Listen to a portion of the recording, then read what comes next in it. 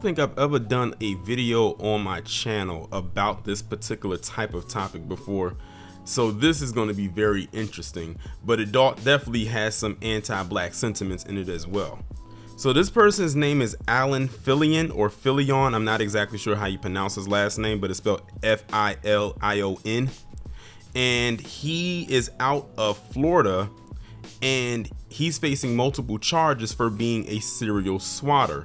Now, basically what a person who was a swatter is, to put it in layman terms, is someone who basically makes false calls to law enforcement to go to someone's house because of claims that there's an emergency happening there.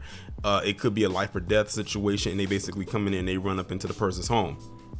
And typically this happens a lot with gaming. A lot of people who are doing like live streaming gamings, and they send someone to someone's house and they say it's like an emergency situation. And this has happened so many times before in the past, and it is a very, very illegal act, and it could also land to or turn into something that could be deadly, because there have been some instances and cases where people have died from this.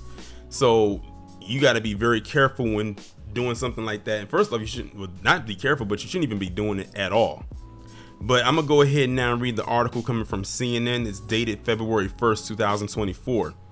A 17-year-old quote-unquote serial swatter, which means he has been known to do this several times, from California. Well, I thought it was out of Florida, but it says that he's facing charges in Florida. From California, is believed to be responsible for hundreds of swatting incidents and bomb threats throughout the United States, and is now facing charges in Florida, according to a pretrial detention motion.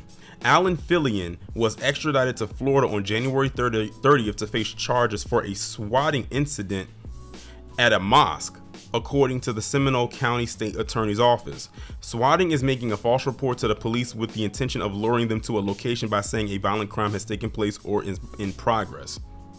The dangerous hoax has been on the FBI's radar for nearly 2 decades and became more widely known as celebrities were targeted. The troubling trend recently took a political turn, as federal judges and lawmakers have been subject to false emergency calls along with state capitol buildings and even the White House. Filion threatened a mass shooting at the Masjid Al-Hay Mosque in Sanford, Florida, in a May 2023 phone call to law enforcement, according to a news release from the Seminole County Sheriff's Office. During the call, Filion said he had a handgun and explosive devices, the release said. In a 911 call released by the department, the caller is heard saying he is going to commit a mass shooting in the name of Satan. Gunfire is then heard in the recording. Approximately 30 law enforcement officers responded to the mosque, the sheriff's office said. Now, think about this. He sent them to a mosque, and we all know why they did it, because they're trying to link them to being, terrorists. So we know exactly what he's doing, but keep on listening, because this is where I believe the anti-black sentiment kicks in.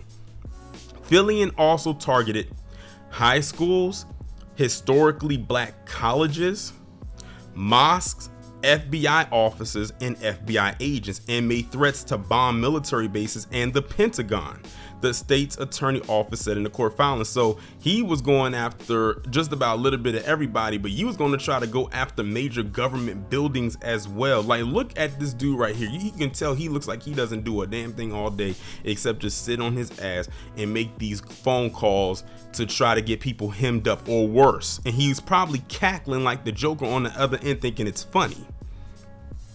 The Seminole County Sheriff's Office said law enforcement officers worked with the FBI and the Department of Justice to track the mosque 911 call to Filion's home in Lancaster, California. The Sheriff's Office said the team created several accounts on websites offering swatting services, and various IP addresses are connected to these accounts led to the home address.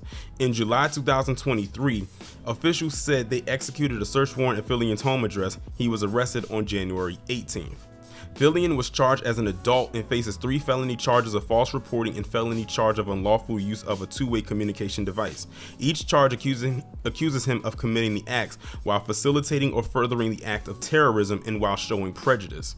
Definitely, because if you look at especially him going after the mosque and then him targeting HBCUs, there's definitely an anti-insert whatever organization or whatever name you want to put there in there somewhere. Notice he didn't go after places where there's a large PC population. Court records show Filion has entered a plea of not guilty and remains in custody. An attorney representing him declined comment to CNN. I don't know why he's pleading not guilty. They have all the evidence showing that he is the one that was making these calls.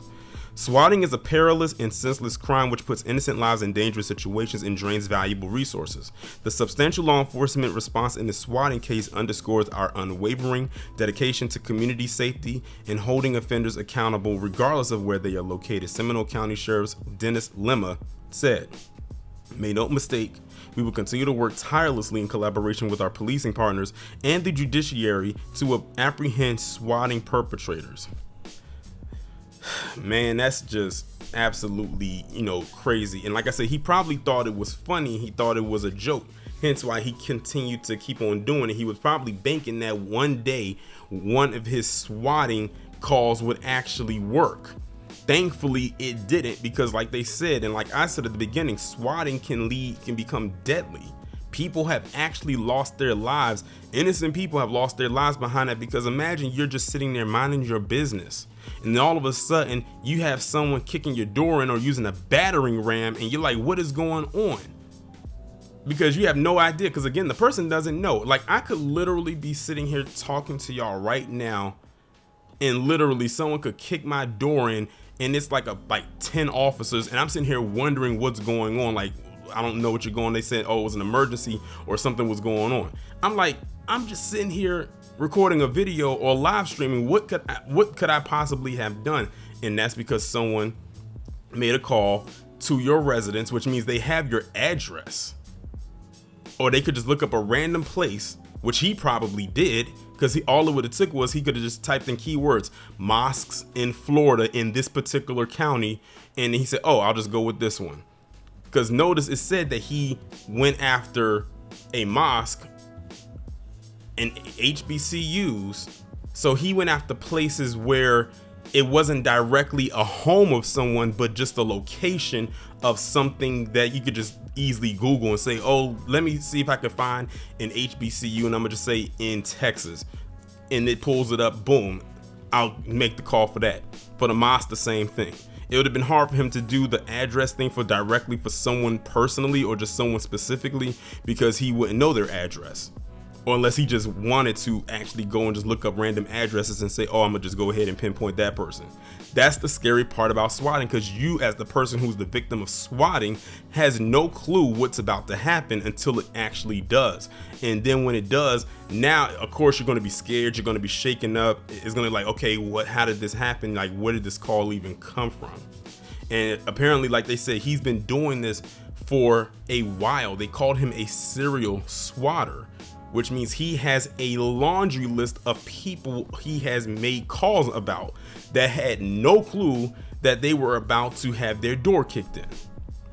So this guy definitely deserves every bit of punishment that he deserves. Thankfully, it didn't go further where someone or somebody's lost their lives, which I'm sure he was banking on happening.